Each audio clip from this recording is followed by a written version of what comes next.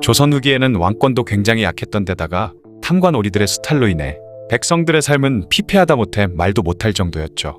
오죽하면 다산 정약용은 목민심서에 나뭇가지 하나까지 병들지 않은 것이 없다 라고 하면서 굶주린 호랑이와 독수리같이 굉장히 사납게 농민들을 등쳐먹고 빼앗고 있다라며 조선의 탐관오리들의 악행을 남기기도 했습니다. 삼정의 문란이라고 해서 이해할 수 없고 어처구니 없는 명목으로 높은 관직의 관리부터 하급 관리까지 거의 모든 벼슬아치들이 백성들의 고열을 쪽쪽 빨아먹고 있었죠. 오늘 이야기할 인물도 조선 후기의 악명 높은 탐관오리인데요. 당시엔 차고 넘치는 게 백성들을 착취하던 탐관오리들이었지만 오늘 이야기할 인물이 중요하고 유명한 이유는 바로 동학농민운동의 원인이 된 인물이라서 그렇죠. 오늘은 동학농민운동의 도화선이 된 고부밀란이 일어났을 당시 고부군수로 재직한 탐관오리의 대명사 조병갑에 대한 이야기를 해볼까 합니다. 그의 아버지는 조규순이라는 인물로 조규순의 형이 바로 고종 때 영의정을 지낸 조두순이었죠. 조병갑은 철종 14년인 1863년에 처음 관직에 오른 뒤 시간이 흘러 1892년에 전라도 고부 군수로 부임했습니다. 그는 부임하자마자 엄청난 악행을 저지르고 각종 탐관오리의 행적을 일삼았죠. 조병갑이 한 가장 대표적인 악행은 만석보라는 큰 저수지를 만든 것입니다. 농사 지을 때 필요한 저수지를 만드는 게 뭐 그리 악행이냐 싶은데요. 사실 당시엔 이미 주민들이 자체적으로 만든 보가 있었는데도 더 큰 보를 만들어야 한다며 백성들을 강제로 보 만드는 일에 동원시켰던 것이죠. 심지어 산에서 수백 년 된 큰 나무를 베어서 가져와 보를 쌓게 하고서는 백성들에게 노역을 한 대가를 주지도 않았습니다. 그런데 더 큰 문제는 처음엔 새로 만든 보에 물을 써도 첫 해에는 수세를 물리지 않겠다고 약속했지만 백성들이 새로운 보에 물을 쓰자마자 약속을 어기고 엄청난 세금을 징수했죠. 게다가 만석보 역시 잘 못 만들어져 장마철마다 홍수에 침수 피해가 발생하기도 했기 때문에 백성들의 원성이 자자했습니다. 만석보 외에도 백성들에게 강제로 일을 시키고 돈을 안 준 일은 또 있는데요.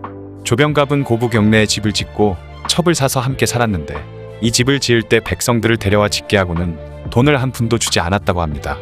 게다가 황무지 땅을 백성들에게 나눠주고 개간해서 먹고 살아라 한 뒤 향후 5년간 세금을 면제해 주기로 해놓고 백성들이 황무지를 개간하자 또 약속을 뒤집어 엎고 세금을 징수했죠.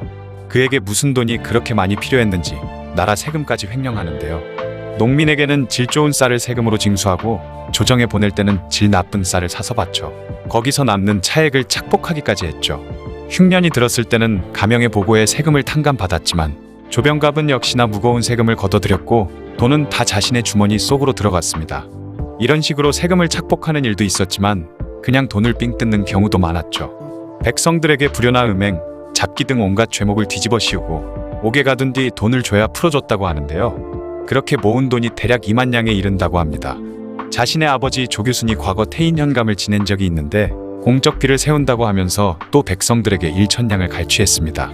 그런 악행을 저질렀음에도 조병갑은 경남 함양에 자신의 선정비를 세우기도 했는데요. 내용도 어처구니가 없는데 조선 말의 조병갑 군수는 백성들을 편하게 해주고 사비를 털어 세금도 감면해주고 관청도 고치고 선정을 베풀어 비를 세웠다라는 내용이었죠. 그러던 어느 날 조병갑의 어머니가 세상을 떠나자 그는 부조금으로 2,000냥을 거둬오라고 지시하기까지 했습니다.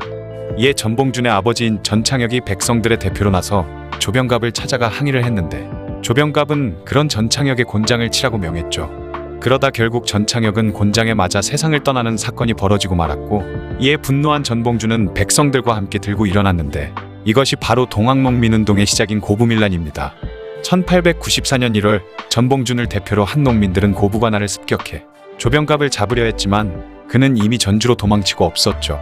그러자 농민들은 자신들의 수탈의 도구이던 만석보를 헐어버렸습니다. 전주로 도망간 조병갑은 전라도 관찰사 김문현에게 고부에서 밀란이 일어났다며 보고했지만 모든 정황을 파악한 김문현은 조정에 장계를 보냈고 이에 오히려 조병갑 자신이 의금부에 압송되어 버렸죠. 또한 사태의 심각성을 파악한 조정은 박원명을 신임 고부군수로 내려보냈고 그는 마을 사람들을 위로하고 달랬으며 모든 죄를 용서하니 집으로 돌아가서 생업에 힘쓰라고 권유하면서 다행히 밀란을 일으킨 농민들을 해산시킬 수 있었습니다. 그 이후 조정에서는 밀란을 수습하기 위해 안핵사로 이용태를 파견했지만 이용태는 이건 다 동학교도의 잘못이다라며 조정이 고부 백성들과 한 약속을 어기고 동학농민이던 고부 백성들을 체포하거나 재산을 빼앗고 심지어는 살해하기까지 했으며 마을 주변에 불을 지르는 만행을 저질러 버렸죠. 이용태의 행위에 고부 백성들은 또다시 크게 분노하게 되고 전봉준은 김계남, 손화중 등과 함께 1차 동학농민 봉기를 일으켰습니다.